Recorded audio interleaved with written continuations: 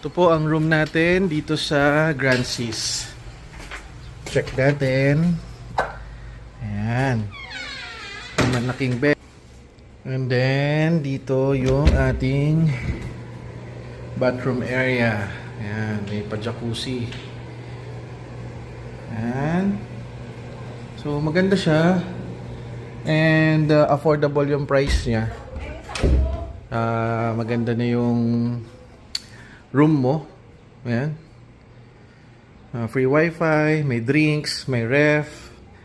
And dito yung mirror area. May extra bed kami. And then, pag lumabas ka dito, ayan. Ang ganda. Ang ganda ng view. Di ba? Ang ganda ng view. Oh. So, ayan. So,